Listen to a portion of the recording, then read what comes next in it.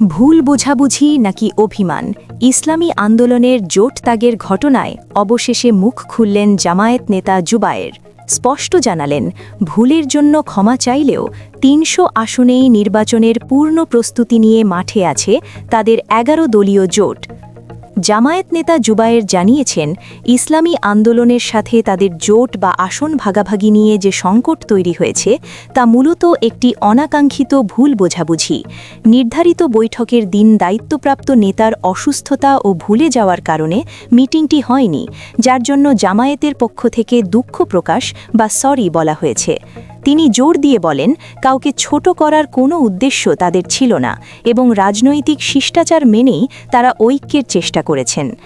১১ দলীয় জোটের পক্ষ থেকে ইতিমধ্যেই ২৫৩টি আসনের ঘোষণা দেওয়া হয়েছে এবং ৪৭টি আসন মিত্রদের জন্য হাতে রাখা হয়েছিল।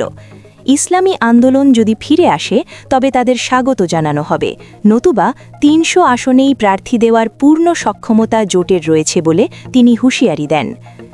নির্বাচনী সমীকরণের পাশাপাশি রাষ্ট্র পরিচালনা নিয়েও গুরুত্বপূর্ণ বার্তা দিয়েছেন এই নেতা। খ্রিস্টান সম্প্রদায়ের এক প্রশ্নের জবাবে তিনি স্পষ্ট করেন যে জামায়াত সরকার গঠন করলে কোনো নির্দিষ্ট ধর্মীয় আইন বা শরিয়া আইন জোর করে চাপিয়ে দেওয়া হবে না, বরং দেশ চলবে বিদ্যমান সংবিধান ও আইনি কাঠামো মেনেই। এছাড়া বিএনপির ভারপ্রাপ্ত চেয়ারম্যান তারেক রহমানের সাথে সাক্ষাতের বিষয়টি ছিল শুধুই সহানুভূতিমূলক, সেখানে জাতীয় সরকার নিয়ে কোনো আলোচনা হয়নি। তবে জুবায়ের আশ্বাস দেন, জনগণ ম্যান্ডেট দিলে তারা একা নয়, বরং বিএনপি সহ ফ্যাসিবাদের বিরুদ্ধে আন্দোলনকারী সকল দলকে সাথে নিয়েই একটি ইনক্লুসিভ বা অংশগ্রহণমূলক সরকার গঠন করবেন।